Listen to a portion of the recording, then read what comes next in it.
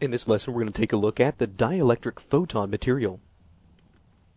So the dielectric photon material is really just kind of a holdover node from previous versions of Maya. In previous versions, what we would have to do is if we had some kind of a dielectric object that we wanted to have some kind of caustic photon pattern, if we did not use some kind of a dielectric photon material, we would get no photon interactions whatsoever. And instead, whenever we hit render, we would wind up with an error like this. Now this is basically just Mental Ray's way of saying that there is no photon shader or no ability to calculate photons connected to any of our materials, and so we get no photonic results. Now in newer versions of Maya, this really is not a problem because whenever we add the dielectric material, and if you were to take a look inside the actual photon shader of this dielectric material, in newer versions of Maya, anything newer than Maya 2008, you can see that there is already a dielectric material shader connected to this dielectric material as far as the photon goes.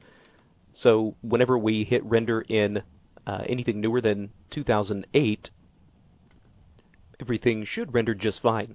So you do have to make sure that you have photonic materials applied to both the object that is casting these caustic photon patterns and on the object that is receiving them.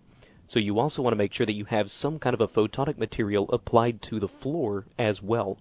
So let's talk about how we can actually create and assign those photonic materials. So in this lesson, we're going to be looking at the dielectric photon shader.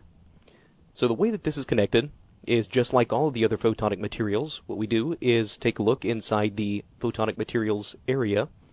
We can add in our dielectric photon material. And then in any of these older versions of Maya, if you see that there is nothing connected currently in your photon shader port, just take this dielectric material, middle click, and drop it into this photon shader. And you can see in our case, really things don't look that much different. Now in Maya 2008 and 2009, the color of your caustic patterns is automatically determined by the color of your dielectric material, since the need to use this photonic shader is really not applicable. So if we were to come in and change the color of our material, the caustic pattern should automatically update. But if you are using the dielectric photon material, we now have independent control over the color of the surface and the color of the caustic pattern. So now, if I were to take a look inside this photon material, I could actually change the caustic pattern to anything I like. So if we wanted the caustics to be more of a yellow or an orange color, and now you can see that our caustic pattern is this new color, but we have not changed the surface color of our object at all.